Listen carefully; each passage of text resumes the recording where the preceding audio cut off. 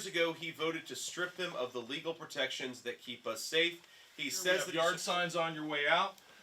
Here's our official Delaware County hats. If you wear that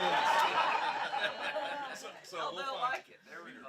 are the Mexican drug cartels. Joe Biden has empowered those cartels. Well, Ohio's important because while the House of Representatives is almost certainly going to go Republican this year, we don't know about the Senate. And so every single vote counts. And if JD Vance wins, that could be enough to let the Republicans take back the U.S. Senate.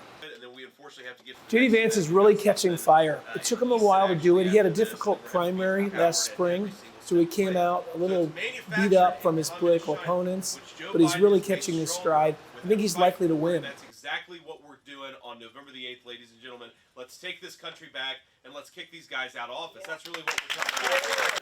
I'm worried about future generations and the way this current administration is going.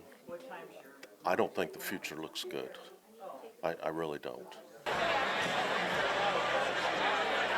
We can infuse that spirit. Specifically asked today for help to close the skies. And if it's not a no-fly zone, then give them the ability to... I've been involved in 7 different U.S. Senate campaigns in the state of Ohio. And I will tell you that Tim Ryan has run a brilliant campaign. He's run among the best campaigns I've ever seen for the U.S. Senate.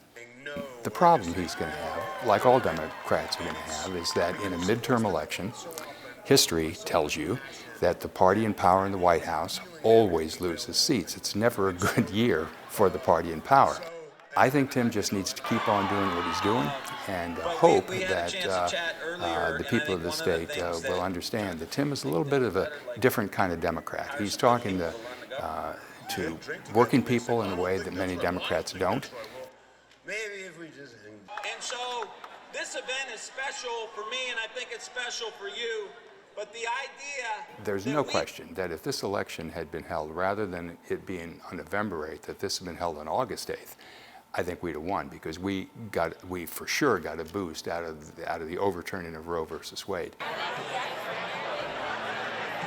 Reproductive rights is huge for us because we have 2 daughters and we want to raise them in a world where they have the rights that they're entitled to, and no one should be making that choice for them except themselves. So that's huge for me right now. All right. Hi, everybody. This is a state, for example, that's a common sense state. The majority of Ohioans are... So I know Mike DeWine well. I've worked with him. He's a friend. So I can tell you from personal experience, he is the most durable political brand in Ohio since James Rhodes 40 years ago. Nobody dominates this state politically like Mike DeWine.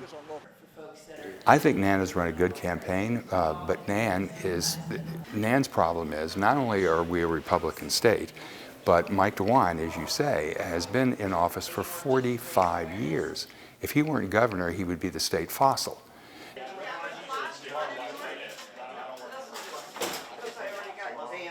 A lot of voters weren't sure which way they were going in July, and August, and September. In October, we're seeing them break towards the Republican Party across the country. And so this is going to be a red wave, perhaps the biggest since 1994.